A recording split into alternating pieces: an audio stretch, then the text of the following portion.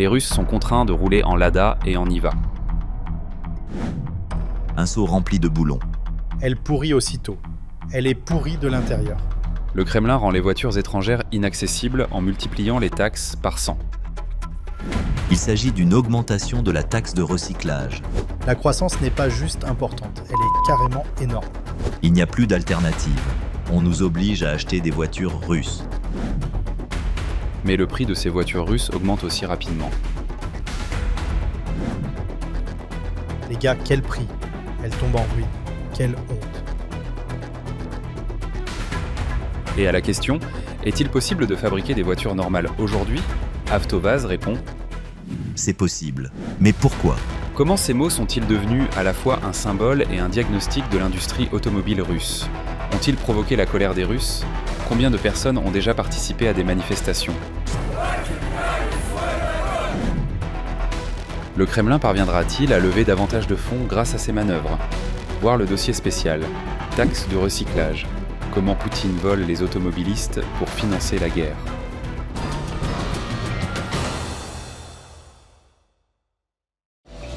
Colère. Nous sommes privés de voitures. Fureur. Totalement infondé. Vraiment, c'est totalement infondé.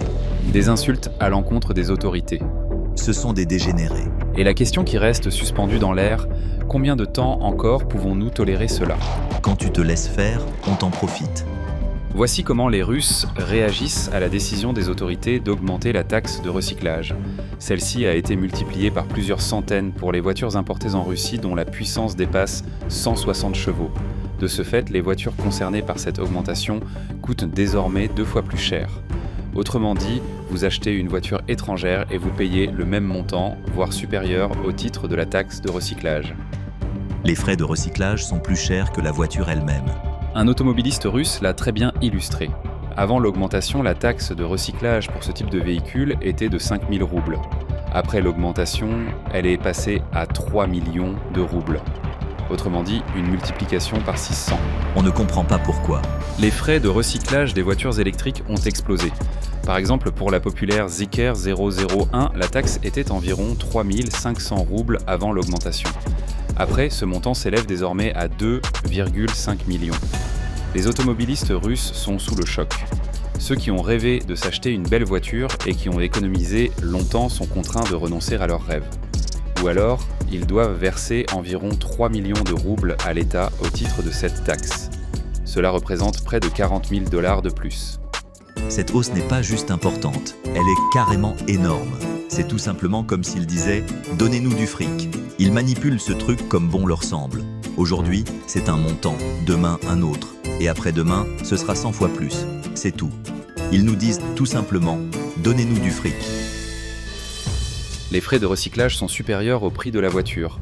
Comment est-ce possible? C'est une taxe sur l'air. Ce message est apparu sur un écran géant lors de la fameuse ligne directe avec Poutine.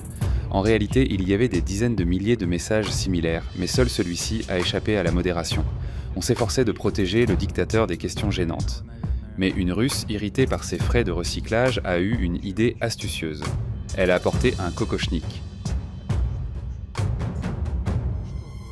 Un kokochnik? Allons, c'est quoi ce kokochnik? Je voudrais vraiment vous poser une question. Que va-t-il se passer avec les voitures?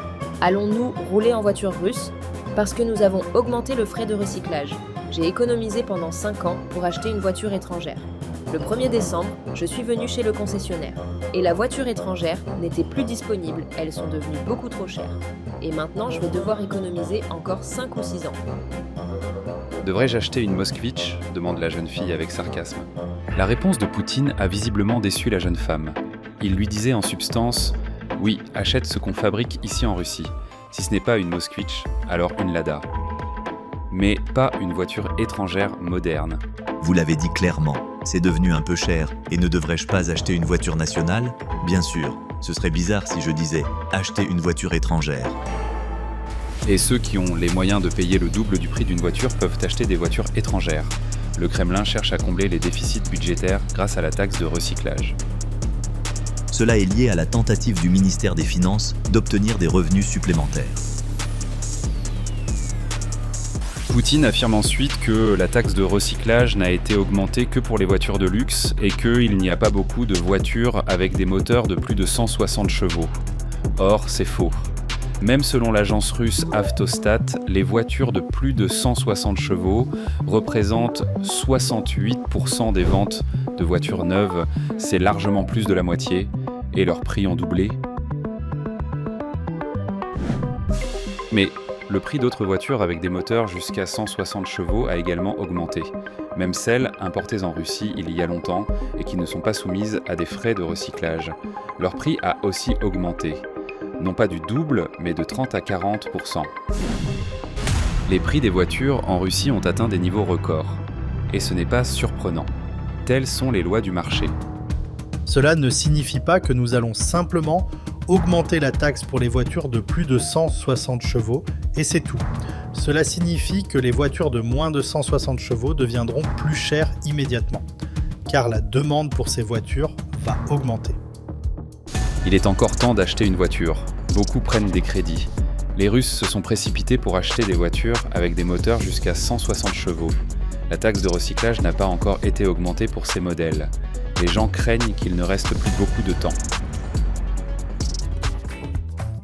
Soyez-en sûrs, ce seuil sera abaissé. D'abord à 150, puis à 130, puis à 100, puis à 80, et ainsi de suite. Autrement dit, ils vont tout vous interdire. Vous devrez acheter des voitures à des prix exorbitants. Tous nos voisins se moquent déjà de nous. Au Kazakhstan et en Ouzbékistan, les voitures coûtent entre un demi-million et 1 million de moins qu'ici. Le marché automobile russe connaît une véritable effervescence depuis plusieurs mois. Dès l'automne dernier, les gens ont appris que les autorités avaient l'intention d'augmenter la taxe de recyclage des voitures de plus de 160 chevaux. Ceux qui en avaient les moyens se sont précipités pour acheter une bonne voiture avant le 1er décembre, date d'entrée en vigueur de cette augmentation. Cet engouement a suscité une telle demande que les vendeurs ont bien sûr augmenté leur prix. Il aurait été dommage de ne pas en profiter alors que les gens sont prêts à tout pour acheter une voiture au plus vite. Les voitures étaient déjà devenues si chères que même Nabiulina a commencé à se plaindre que cela a entraîné une hausse de l'inflation dans l'ensemble du pays. La croissance s'explique également par une hausse de la demande de voitures à l'approche de l'augmentation du frais de recyclage. Ceux qui n'ont pas eu le temps devront conduire une Lada. Les autorités russes prévoient de rendre toutes les voitures étrangères aussi chères que possible et inaccessibles pour la plupart des gens. On force la population à acheter des voitures fabriquées en Russie. Après tout, les autres méthodes ne fonctionnent pas. Les Russes ne veulent pas acheter de voitures nationales. La fameuse Lada est omniprésente dans la publicité, mais seules les parodies de ces publicités rencontrent un succès populaire.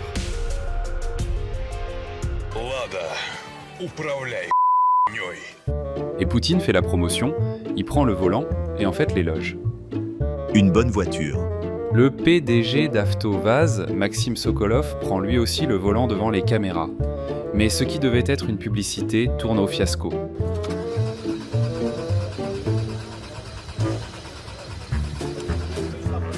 En plein milieu de la présentation de la nouvelle Lada Aura, la voiture refuse de démarrer.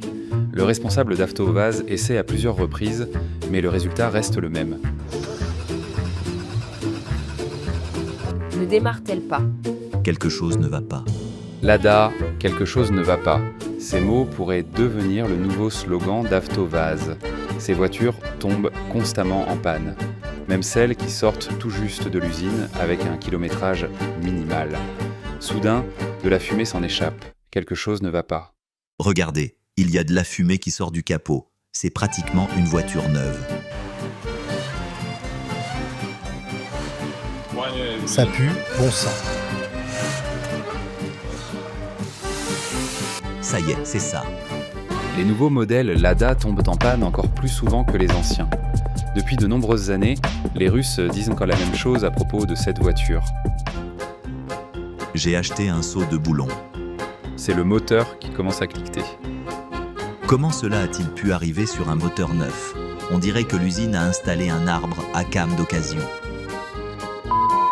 Des fissures apparaissent d'elles-mêmes sur le pare-brise lorsque la voiture reste garée sous la chaleur. Il y en avait une dizaine dans votre parking ouest qui se trouvaient dans la même situation. Leur pare-brise s'était fissuré au soleil. Ces voitures rouillaient très vite. Le réservoir de carburant ne s'ouvre parfois pas. Que dois-je faire? Que dois-je faire? Que dois-je faire? Comment faire le plein de ma voiture? Les boutons restent bloqués. Et des centaines d'autres petits détails. Par exemple, le bruit de la pompe à essence dans l'habitacle. On dirait qu'il y a des souris ici. Et il y a effectivement beaucoup de défauts de ce genre. Il arrive que les problèmes des voitures Avtovaz commencent dès l'achat. Voici le tout nouveau propriétaire d'une Niva, très ravi, qui n'avait même pas quitté le salon d'auto lorsqu'il a soudainement découvert ceci. Niva, s'il te plaît, je t'en supplie, dis-moi que j'ai rêvé. Dis-moi que ce n'est pas toi. Même une voiture neuve tombe en panne. Les gens qui ont acheté une Niva le regrettent rapidement. Niva, elle ne veut tout simplement pas vivre. Ça pourrit instantanément. Ça pourrit complètement. Ça pourrit de l'intérieur vers l'extérieur. La voiture a un peu moins de 20 000 km au compteur. Elle tombe déjà en morceaux. Tout ce qui pouvait se détériorer s'est détérioré. La situation est encore pire avec le nouvel UAZ Patriot. Les Russes se plaignent que, d'un point de vue technique, il ressemble davantage à un vieux tracteur qu'à une voiture moderne. Cette voiture ne va pas rouler. On ne peut pas l'appeler une voiture. C'est une insulte au peuple, aux citoyens, au pays. L'industrie automobile russe survit grâce aux aides gouvernementales.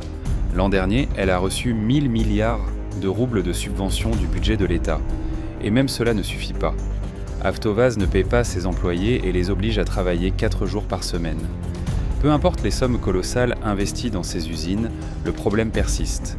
Si les voitures sont de très mauvaise qualité et que personne ne veut les acheter, l'entreprise fera faillite.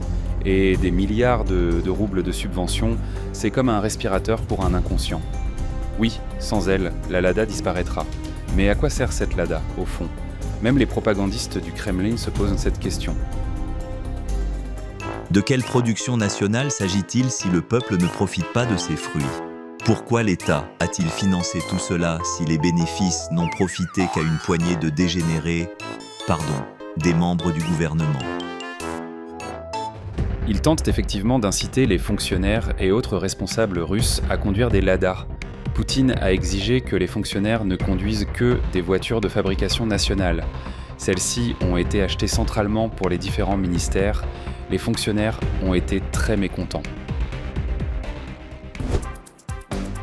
Je viens enfin de comprendre ce qu'est une Lada Vesta. On en a une à la Douma d'État. Je la conduis. Mais ce n'est pas grave si je me cogne la tête au plafond de temps en temps. On s'y habitue. Mais elle est vraiment petite. Mais les fonctionnaires ont désormais trouvé la solution. Ils louent des voitures étrangères pour leur service. Pendant ce temps, les Lada restent inutilisés sur le parking. Les autorités russes envisagent d'imposer aux chauffeurs de taxi l'utilisation exclusive de voitures de fabrication nationale. Ces derniers, de leur côté, les supplient de ne pas le faire. Ils affirment qu'ils ne pourront pas conduire des véhicules aussi peu fiables, inconfortables et coûteux à entretenir. Malgré tous les efforts du Kremlin pour imposer les Lada, de véritables seaux remplis de boulons, à tous les Russes, elle n'est toujours pas devenue la voiture du peuple. Parce que ce n'est plus populaire. Vous comprenez? C'est étranger. L'industrie automobile russe est en difficulté, ces voitures se vendent de plus en plus mal. L'an dernier, Avtovaz a enregistré une baisse de production de 40%. Puis, le gouvernement russe a multiplié par 100 la taxe de recyclage sur les voitures importées. Elles sont devenues extrêmement chères. Avtovaz a désormais l'opportunité de rivaliser, au moins sur le prix. Mais, au lieu de cela, Avtovaz a également augmenté ses prix. Sérieusement, quel prix? Je crois que ça va se détériorer. Vous plaisantez? C'est quoi ce truc? Oh là là, c'est tout simplement scandaleux. Le calcul d'Avtovaz est très simple. Les voitures étrangères sont devenues inaccessibles, on peut donc augmenter les prix de leurs propres modèles. Les consommateurs n'ont pas le choix, ils devront acheter des Lada, et ceux qui n'ont même pas les moyens de s'offrir une Lada neuve conduiront des modèles d'occasion que l'on surnomme depuis longtemps cercueil. La situation concernant la taxe de recyclage et la hausse des prix de toutes les voitures suscite la colère des Russes, Mais la véritable vague de haine a été déclenchée par une interview d'Oleg Grunenkov, chef de projet chez Avtovaz. On lui a demandé s'il était encore possible de fabriquer une meilleure voiture aujourd'hui. Est-il possible de fabriquer un équivalent de la BMW série 5 ? Oui, mais pourquoi? Et en effet, pourquoi ? Si les autorités ont l'intention avec le temps de retirer au maximum les voitures étrangères du marché russe, pourquoi viser leur qualité ? On peut continuer à produire des voitures que les Russes appellent « cercueils ». Un seau rempli de boulons. Mais les Russes ont encore le choix. Ils peuvent acheter une voiture avec un moteur jusqu'à 160 chevaux. Ces modèles ne sont pas encore soumis à la taxe de recyclage draconienne. La plupart des gens feront leur compte et sauront ce qu'ils doivent acheter. Personne n'achètera d'Avtovaz. Il n'y a pas de naïf. Eh bien, nous ne prendrons pas nos bagnoles.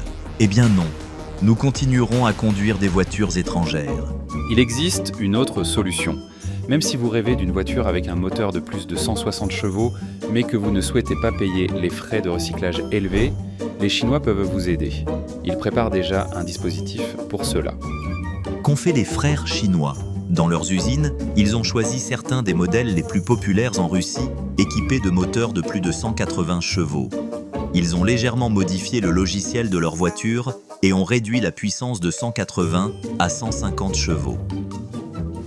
Ainsi, ces voitures pourront être importées dans le pays sans payer d'énormes taxes de recyclage.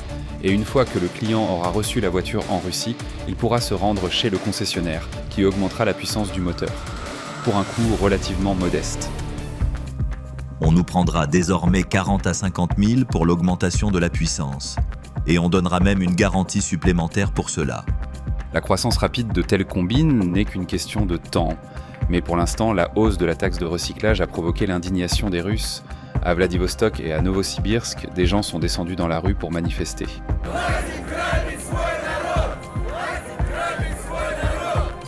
Les gens qualifient l'augmentation du frais de recyclage multipliée par des centaines de fois de vols et de fraudes de la part de l'État. Les manifestants brandissaient des pancartes « Je suis patriote, mais pas idiot ». Toute cette histoire de taxe de recyclage était une grosse arnaque depuis le début. Imaginez seulement, avec la taxe de recyclage, une Toyota Camry coûtera le prix d'un appartement. Ce qui m'exaspère le plus, c'est quand notre gouvernement nous prend pour des imbéciles et pense qu'on ne comprend rien. On sait bien que personne ne recycle rien. Mais dites s'il y a quelqu'un ici, sur cette place, qui a déjà recyclé une voiture. Est-ce que vous connaissez au moins une personne qui a envoyé une voiture au recyclage ? Dans ce cas précis, les gens ont tout à fait raison. Les voitures ne sont pas recyclées en Russie. Pour cela, il faudrait des installations de recyclage complètes de haute technologie, comme par exemple en Allemagne. En Russie, il n'existe rien de comparable. Aucune usine de recyclage n'a été construite. Il est donc important de comprendre qu'il ne s'agit pas d'une taxe de recyclage, mais d'une taxe supplémentaire sur les voitures et les machines agricoles instaurée par le gouvernement pour renflouer ses caisses. Par conséquent, le terme recyclage n'est qu'un mot vide, il n'y a rien derrière. Les Russes doivent payer, lors de l'achat d'une voiture, d'énormes sommes pour un recyclage futur qui, en réalité, ne sera jamais effectué. En Europe, le frais de recyclage n'existe que dans quelques pays. Par exemple, en France ou en Autriche. Et il ne s'agit pas de dizaines de milliers, mais seulement d'environ 4 €. Aux Pays-Bas, c'est un peu plus de 45 €. Mais dans de nombreux pays, il n'y a pas de taxe. Le recyclage est gratuit. En Pologne, par exemple, les particuliers sont rémunérés pour apporter leurs vieilles voitures au recyclage. En Pologne, le montant versé aux propriétaires de voitures est calculé en fonction du poids du véhicule, par exemple 1 zloty par kilogramme. En général, pour une voiture hors d'usage, un particulier peut recevoir l'équivalent de 350 €. Et ce n'est pas de la charité, c'est une activité rentable. En effet, le recyclage d'une voiture permet à l'entreprise de récupérer des matières premières secondaires, comme le métal, qui seront réutilisées. Cependant, personne en Russie n'envisage de créer de telles entreprises. Mais lorsque les gens se plaignent, le prix des voitures augmente. Quand on demande à Poutine pourquoi ce frais de recyclage est si énorme, le maître du Kremlin ne fait que mener les gens en bateau. Cela est fait pour résoudre des problèmes écologiques. Un silence gêné s'installe. Tout le monde comprend que Poutine ment, qu'il n'y a ni recyclage ni souci de l'écologie. Poutine lui-même le sait. Il reste là, avec un sourire narquois. La réponse à la question de savoir quand il y aura enfin en Russie des voitures normales à un prix normal n'a jamais été donnée. Le dictateur s'intéresse à toute autre chose. Que tous vos besoins aillent au diable. Moi, je dois remplir le budget par tous les moyens possibles. Ils cherchent à nous soutirer de l'argent par tous les moyens, alors ils inventent des taxes absurdes. L'augmentation du frais de recyclage, la hausse de la TVA, la croissance rapide d'autres taxes et accises, tout cela est une conséquence de la guerre. Après 4 ans de la soi-disant opération spéciale militaire, le Kremlin a brûlé toutes ses réserves. Il ne lui reste plus rien. Un énorme trou est apparu dans le budget. Et maintenant, ce trou ne peut être comblé que par l'argent des Russes. Poutine cherche des fonds pour poursuivre la guerre. Et il oblige tous ses citoyens, les propriétaires de voitures, à payer. Enfin, pas seulement eux. Le gouvernement russe prévoit d'instaurer une taxe de recyclage non seulement sur les voitures, mais aussi sur les appareils électroniques. Donc, si quelqu'un achète un ordinateur, une imprimante ou une télévision, c'est qu'il a de l'argent. Profitons-en pour le voler. Ainsi, la taxe de recyclage s'est révélée être une quasi-taxe très pratique pour l'État, applicable à tous les secteurs de l'économie. Et il ne manquera pas d'en abuser. La nouvelle taxe de recyclage ainsi que les hausses d'autres taxes et redevances ont une fois de plus révélé la véritable nature du gouvernement russe. Il considère les Russes comme des serfs à qui l'on peut prendre le tout dernier coup. On peut leur ordonner de conduire des épaves et leur interdire d'utiliser des voitures confortables et pratiques. On peut leur raconter des mensonges impudents sur la protection de l'environnement, alors qu'en réalité, ils sont pillés et contraints de financer cette guerre absurde. Mais le Kremlin n'a pas tenu compte du fait que même les serfs les plus impuissants peuvent perdre patience. Même les citoyens endoctrinés par la propagande finiront tôt ou tard par se rendre compte qu'ils sont dupés. Ce processus ne peut pas durer éternellement. Nous endurons. Quand tu te laisses faire, on t'en profite. Combien de temps encore les Russes se laisseront-ils mener par le bout du nez ? C'est une question qu'ils doivent se poser. Certains organiseront des manifestations, peut-être plus importantes, avec des revendications plus radicales. D'autres achèteront des voitures étrangères, contournant ainsi toutes les nouvelles règles. On trouvera des moyens d'échapper au paiement de la taxe de recyclage exorbitante. Les recettes budgétaires qui en découlent n'augmenteront pas, mais diminueront. Ce qui augmentera en revanche, c'est le désir des Russes de changer de gouvernement. Nombreux sont ceux qui commencent déjà à le comprendre. C'est le régime de Poutine qu'il faut recycler en Russie avant tout. Maxime Urlapov, reportage spécial.